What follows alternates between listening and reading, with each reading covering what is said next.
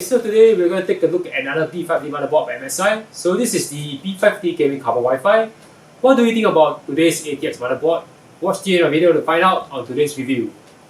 Before we carry on with today's review, if you are new to this channel, we provide a lot of budget and PC build ideas to give you the best performance out of your dollar. So if you're like us, you'd like to stretch your buck, make sure to smash the subscribe button as well as the bell button to know when I pull up such PC build ideas. So let's carry on with today's review. Okay, so this board retails at $250 US, which is about 350 Singapore dollars. So it's comparable to the Asus Strix B550F motherboard. So Gordon will go through with you all the features and all of the things that he finds very cool about his motherboard. Anyway, as this is a top-of-the-line motherboard by MSI, so it has all of the feature sets and all of the RGB that's found on the top-of-the-line MSI motherboard. So definitely this is what you're paying for if you're going for a top-of-the-line B550 motherboard. So anyway, right now I'm going to go through the unboxing. Anyway, the unboxing is similar to the 550M motherboard, so if you want to skip it, feel free to skip it. But first things first, I'm going to go through two things we found very cool in this price range of this motherboard. So I'm going to show you these two things now.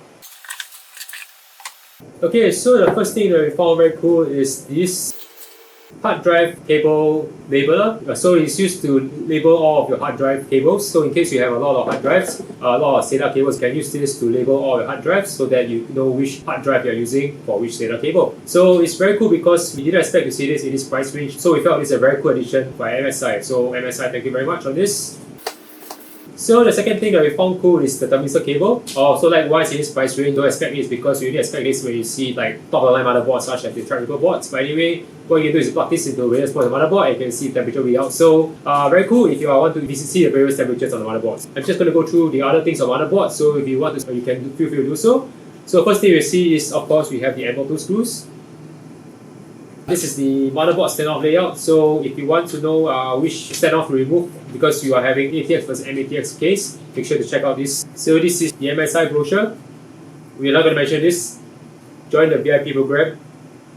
Thank you from MSI. Quick start guide. 5V adjustable RGB cable. SATA cables. The Wi-Fi antenna.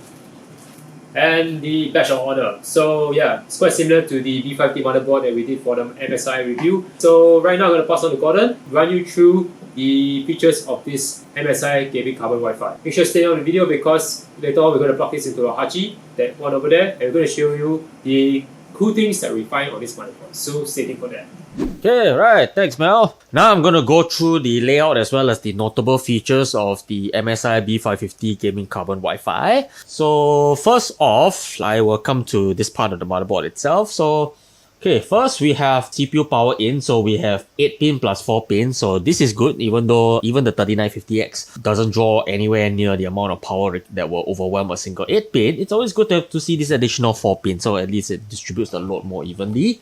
Good point for MSI to put this in for their top-end B550. So next we come down to the rest of the motherboard itself. So as you can see on this section, we have lots of fan headers, the CPU in, other more fan headers. One of the 5V ARGB header is right over here. So one thing that I want to point out over here though is the 3-pin Corsair connector here. So you may be wondering, what does this do? So this is good for, let's say, if you pair this motherboard with, let's say, a setup with Corsair ARGB fans, like let's say the QL120, the LL120.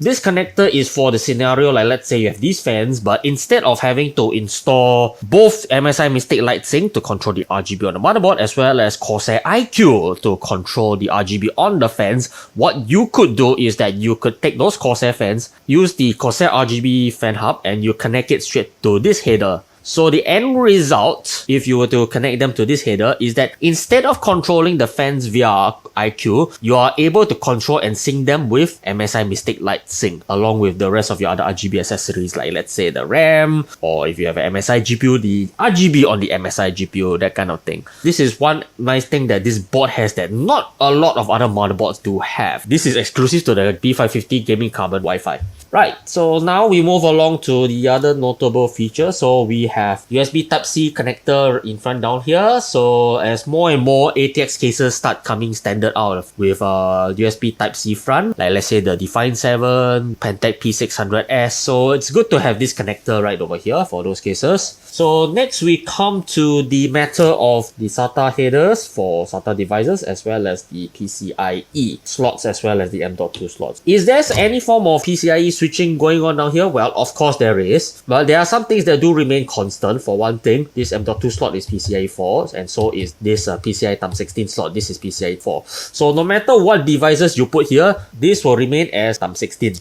And this will remain as PCIe 4.0 times 4. So next we come to the parts that do get switched around depending on what slot configurations you take. These two are what I call mutually exclusive. If you use this slot, you cannot use this second M.2 slot. Consequently, if you were to use this M.2 slot, this PCIe Thumb16 slot, which is actually wired as PCIe 3.0 times 4, this slot plus this slot gets switched off. So do take note of that. However, I don't really see any situations where you'll probably be using these slots, unless you have like a video capture card, that kind of thing. For most people, like a less normal gamer like that, Wi-Fi, you already have it on board. I'll get to that in a bit. So the chances of you having to actually use these slots, it's probably not particularly high. So it's a minor inconvenience at best. Now, for the 6 SATA ports below, they remain on regardless of what you populate the slots here. So if you're the kind that like to put a lot of SATAs, SSDs, as well as hard drives, so it's good that all 6 remain operational regardless of your slot configurations. So right, next we come on to the other side of this board down here. Now, the rest are pretty usual and par for the course. I mean, you have a USB 3.0 header here, you have 2 USB 2 headers here, so this is pretty usual. What is notable, however, here is that number one, the second addressable RGB header is over here.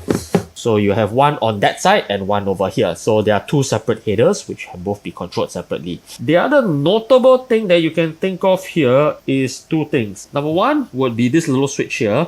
So this little switch here is the BIOS reset switch. This is one thing good because in case, like, let's say you were to try to overclock your BIOS, tweak your memory settings, and then somehow didn't get something right and the motherboard refuses to post. So normally in a lot of other motherboards in this range, you'll probably have to take your trusty screwdriver, find the header to short to clear the CMOS, and then you can proceed to readjust back as per normal. For this board, actually the header is here. But you don't really have to use this header here because this button down here, you just press and hold this button down for about 5 seconds with the power off, and then let go, and your BIOS is reset. The next thing that also comes of note is this. So there's a little switch down here. So this is the motherboard LED switch. So you may be wondering, what do you want an LED switch on off for? What this does is that, let's say you were to put this motherboard in a case with no window, for example. If you have a case with no window, you probably don't really want to have any RGB on this ons because that's wasted lighting. Or maybe you just want the no RGB look, for example. You want the board to be completely discrete, no lights, that kind of thing. So what you can do is that you can just, with a flick of the switch, all the RGB lighting on the board turns off. So if you want to turn it back on, which is the default setting, you just flick it back on. So these are a couple of the notable features that I can sync on the I/O of this board itself. So now let me rotate the board around to the back I/O itself. Right, so now here is the back I/O. We have the ALC1220 Realtek codec on this board, so you have quite a fair bit of audio outputs as well as input, plus you have the optical out as well, which is right over here. Next, we have the 2 connectors for the Intel AX200 Wi-Fi 6. The antennas that Mel showed in the box just now, yeah, you just attach them here and you have your Wi-Fi 6 as well as your Bluetooth 5.2. Next thing that comes to mind here is the Realtek 2.5 gig Ethernet down here. This USB Type-C and USB Type-A, which are red in color, this is USB 3.2 Gen 2. The blue ones are USB 3.2 Gen 1, which is half the speed. Then next we have the 4 USB 2 ports, one of which is the BIOS flashback port. So let's say you want to flash this motherboard without having a CPU or RAM plugged in, you just want to be able to update the BIOS just like that. All you do is just take your BIOS, put it inside the thumb drive, plug it inside there, press this little button here, and it flashes to whatever BIOS was on that thumb drive. Next we come to the video output. We have a display port as well as HDMI output. Now, these will only come in useful for, let's say, the new AMD Renoir APUs. Only those will have the video on board that will utilize these two. And chances are, if you're going to buy this particular motherboard itself, you're probably going to utilize, like, let's say, a 3600, 3700X, 3800X, that kind of thing. So the chances of you actually having to use this is probably not there. But it's good to see that it's there in case you want to use one of the APUs there. So that takes you through on the features of the motherboard itself. So next, what I'm going to do is I'm going to move over to my Hachi demo set over there, which already has this motherboard installed in as well, which I will get into in more detail once we go over there. So now we come to the next part of the video, which is where we actually power up the motherboard itself. So what I've decided to do that rather than put the motherboard in a test bench environment, we've decided to put it inside our Hachi demo set right over here. So to take you through from the top and bottom, the chassis is the Fantech P360X. So inside here, what we have is first and foremost, with the very nice colorful throttle block right over here, we have the EK DRGB 240mm AIO. So the 240 red sits right on top right over here. You can see the fans with the two EK Vada ARGB fans right over here along with the block. So we have a pair of G-Skill Trident Z Neo RGB RAMs as well. Then we have an ARGB strip sitting right up here. Next we have our MS GeForce RTX 2080 Super Ventus, followed by which we have two intake fans right over here, as well as one to the back down here. Then of course, last but not least, we have the B550 gaming carbon Wi-Fi motherboard itself, where everything is sitting on. So I'm about to show you one of the features that I showcased earlier in the motherboard layout itself, which is the option to turn the LED off. So what I'm going to do is I'm going to flip that little switch. When you do this, well, you can see that except for the RGB RAM itself, because the switch doesn't control the RGB, all the RGB and ARGB headers on the motherboard are switched off, the lights on the motherboard is off, that kind of thing. Yeah, so when I flip the switch back on, yeah, so everything turns back on. So right, so now I'm gonna come to the next part of it, which is the MSI Mystic Light Sync. But I decided to add on a little bit further on that, because today what we have is the MSI Vigor GK30 keyboard and mouse set right over here. So when you come over here, this is the mouse and this is the keyboard set itself.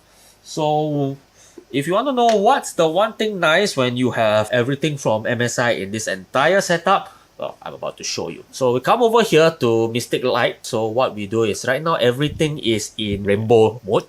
So what's going to happen if, let's say, I were to come here, I set to steady mode and I set everything to green. So I have chained up all the items together. So what will happen is that I shall do this. So when I link everything up into steady, you can see that everything has turned green. My mouse has turned green, my keyboard has turned green, that kind of thing. So let's move on to blue. Yeah, so you can see everything turns blue. And if I were to switch to red, for example, so you can see all the RGB is all in sync. Give it a while, the mouse is red in sync, keyboard is also red in sync, everything else inside here is in sync. This is one thing nice when you have a setup like this, everything is all controlled by one piece of software right over here itself. So right, I've proven the point that this set looks good, the colors are nice, that kind of thing. But how does this thing play? So what I'm gonna do is that I'm gonna power up the latest game to have just been released and see how my 3700X plus RTX 2080 Super fare in it at 1440p ultra setting. The game that I'm gonna throw in, Microsoft Flight Simulator 2020. So here we go. So now I'm going to get into the gameplay demo part where I showcase how my Hachi demo set, which has the MSI B550 gaming carbon Wi-Fi as an integral part of this configuration. So as you can see on the top left corner down here, I have the ever so trusty MSI Afterburner overlay. So you can see my 3700X in here is nicely boosting up to about 4.2, sometimes it goes up to above 4.2. The only adjustments we did to the BIOS is that we enable Precision Boost Overdrive. I'm going to come down to here. Come to general, so I'll just showcase to you my graphic settings here. I'm at 1440p at the global rendering quality ultra setting. My VSync has been turned off, so I will not be bound by this monitor's VSync. So you can see it's on the ultra preset. Let's go back. So since I am a total noob when it comes to flying an aircraft, let's get to the training part and we shall hop into a Cessna. So let's see if I can attempt to learn how to take off, or should I crash? Let's find out. Okay, right, I'm now gonna take off from Sedona itself. To take note, this is at 1440p ultra preset.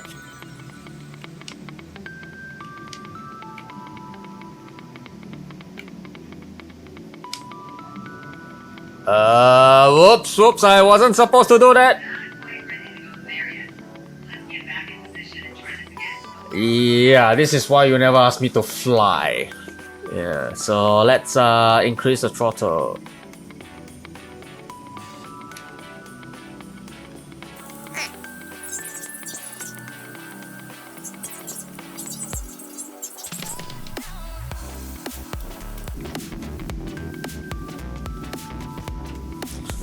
So right, so now we finally managed to take the plane off after that little accident of mine.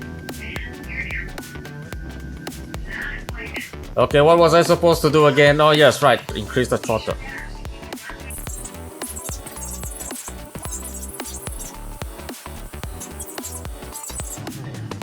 So right, so I shall take off. So as you can see, I'm maintaining even on maximum details at 1440p. I'm maintaining about 40, 50, there about there. So I shall try to get up.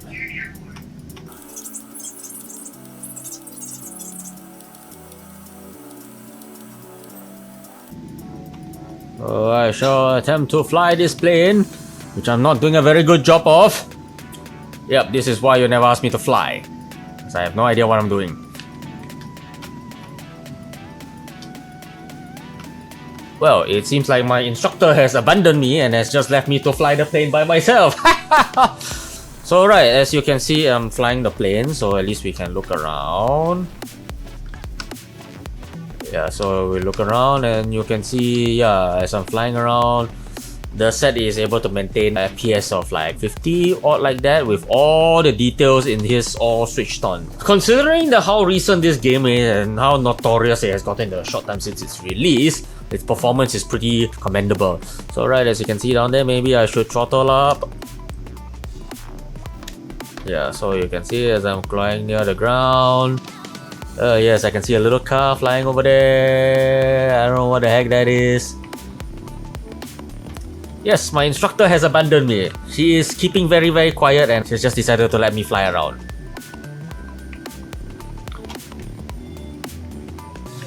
Oh, whoa. This is... excuse me, ladies, where's the airport? I can't find a runway. Should I just, maybe I'll just be a bush pilot, attempt to land on the road. Can I? Ah! Whoops, I just crashed. You collided with an object and caused critical damage to the aircraft. No shit, I'm dead. Wait, I'm still alive. Yeah, so let's get back to the main menu. So yeah, anyway, that's the gameplay demo of the Hitachi demo set. I hope that was entertaining for you. At least it'll show you how the MSI B550 Gaming Pro Carbon stands out in this configuration. Okay, right, now we come to my final thoughts on this motherboard itself. This board, going at a retail price of Singapore, roughly about SGD 350 or USD 250. This motherboard is going to draw some comparisons with the Asus ROG Strix B550-F, which we did a review earlier on.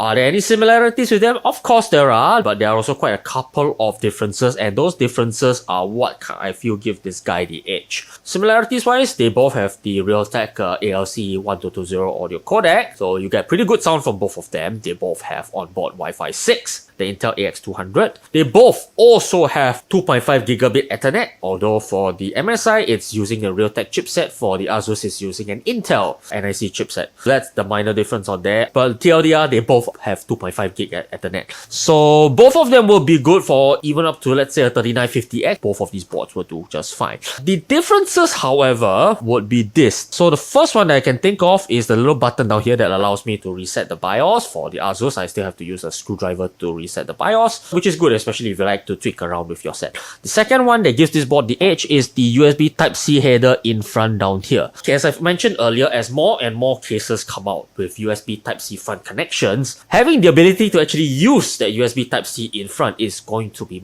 much more relevant and all that. Third point that I think that makes this board truly unique is the Corsair 3-pin connector right over there. So if you have a bunch of Corsair ARGB fans, you have a case that also has a USB Type-C in front, and you want everything to go smoothly and all that, get this board and don't look back. So it comes to the point, will I actually recommend this board to my customers? Absolutely. It's the main reason we've decided to use this as the base board for Hitachi high-end configuration. So with that in mind, if you have any other questions, do drop it to us in the comment section below, or message us, or what may have you. So as Gordon mentioned, if you guys have any questions, let me know in the comment sections below. So in the meantime, maybe you can write comments also. We'll use this motherboard for your next build. And of course, I've dropped Amazon link into our description box. So if you want to buy this board, make sure to use our link so that we can use some cashback so that the channel can go a much longer way. Thank you very much. So yeah, and yes, if you like this video, make sure to give us a thumbs up. And in the meantime, we have now caught our review of the B550M motor and also the Asus Strix B550-F. So make sure to watch those two videos if you have not done so. And yeah, so make sure to check out our channel. From Colin and I, we say goodbye.